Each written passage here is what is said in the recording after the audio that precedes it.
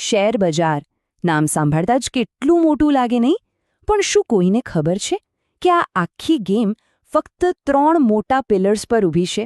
ચાલો આજે આ જ 3 સ્તંભોને એકદમ સરળ ભાષામાં સમજીએ. ચાલો એક સિચ્યુએશન વિચારીએ. કોઈ વ્યક્તિ નક્કી કરે છે કે મારે શેર બજારમાં પૈસા લગાવવા છે. એક્સાઇટમેન્ટ તો બહુ હોય, પણ સાથે સાથે મનમાં એક નાનો ડર પણ હોય કે યાર આ નિર્ણય બરાબર તો છે ને? પણ જુઓ, આ એક્સાઇટમેન્ટમાં આગળ વધતા પહેલા એક બહુ જ જરૂરી સવાલ છે, જે ખરેખર તો બધાના મગજમાં આવવું જોઈએ પણ ઘણીવાર આવતો નથી. સવાલ એ છે કે આટલું મોટું માર્કેટ એને ચલાવે છે કોણ? આના નિયમો કોણ બનાવે છે? અને સૌથી અગત્યનો સવાલ, આપણા પૈસા અહીં સેફ છે? આ બધા જ સવાલોનો જવાબ ફક્ત 3 જ નામમાં છુપાયેલો છે: સેબી, બીએસઈ અને એનએસઈ. તો ચાલો હવે આ મોટા સવાલોના જવાબ શોધવાનું શરૂ કરીએ.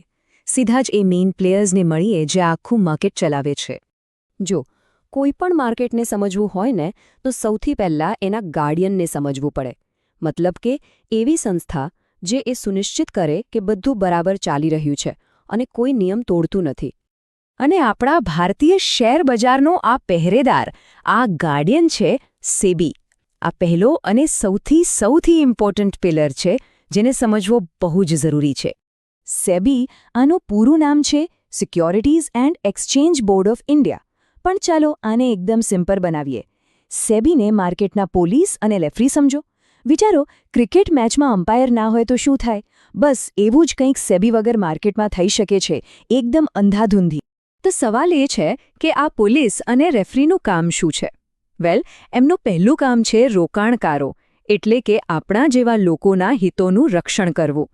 એ લોકો એ ખાતરી કરે છે કે કોઈ ફ્રોડ ન થાય, બધું ટ્રાન્સપરન્ટ રહે અને જે પણ નિયમો છે એનું કડકાઈથી પાલન થાય. શોર્ટમાં કહીએ તો સેબી એ જુએ છે કે આ ગેમ બધા માટે ફેર રહે. ઓકે, તો નિયમ બનાવવાવાળા અને ધ્યાન રાખવાવાળા તો છે, પણ શેર ખરેખર ખરીદવા વેચવા ક્યાં? એ જગ્યા કઈ છે? શેરનું અસલી બજાર ક્યાં લાગે છે? અને બસ આ સવાલનો જવાબ છે આપણા બીજા 2 પિલર્સ, બીએસઈ અને એનએસઈ. આ એ જગ્યાઓ છે, એ માર્કેટપ્લેસ છે જ્યાં રોજ અબજો રૂપિયાના સોદા થાય છે. આ બંને છે ભારતના મેઇન સ્ટોક એક્સચેન્જ. એક છે બીએસઈ, એટલે કે બોમ્બે સ્ટોક એક્સચેન્જ. આ તો એશિયાનું સૌથી જૂનું સ્ટોક એક્સચેન્જ છે, એકદમ લેજેન્ડરી. અને બીજું છે એનએસઈ, નેશનલ સ્ટોક એક્સચેન્જ. એ એની લેટેસ્ટ ટેકનોલોજી અને ફાસ્ટ ટ્રેડિંગને કારણે આજે ભારતનું સૌથી મોટું અને સૌથી વધુ ટ્રેડિંગ થતું બજાર બની ગયું છે. આને સમજવાની એકદમ સિમ્પલ રીત કહું. બીએસઈ અને એનએસઈને એક મોટું ડિજિટલ શાકભાજીનું માર્કેટ સમજો.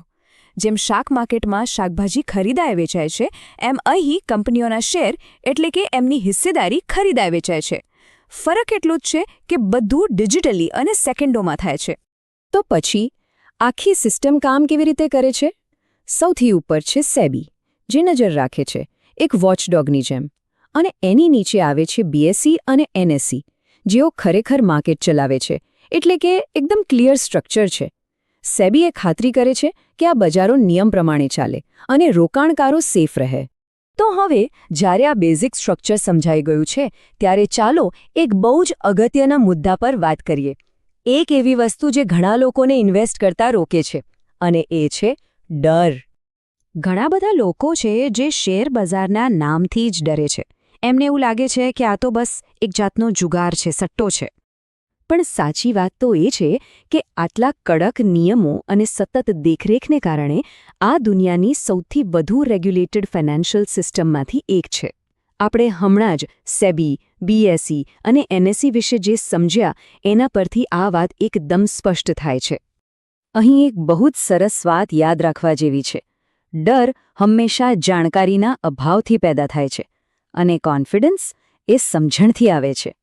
તો આનો અર્થ એ થયો કે આ 3 પિલર્સ, સેબી, બીએસઈ અને એનએસઈ વિશે જાણીને શેર બજારને સમજવાની દિશામાં એક બહુ જ મોટું પગલું ભરાઈ ગયું છે. આ જ તો છે ડરને સમજમાં બદલવાની શરૂઆત.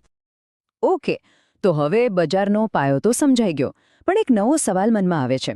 આપણે રોજ જે સાંભળીએ છીએ ને કે સેન્સેક્સ આટલો વધ્યો, નિફ્ટી આટલો ઘટ્યો, એ ખરેખર છે શું? એ માર્કેટના મૂડ વિશે શું બતાવે છે? આ પણ એક બહુ જ રસપ્રદ ટોપિક છે.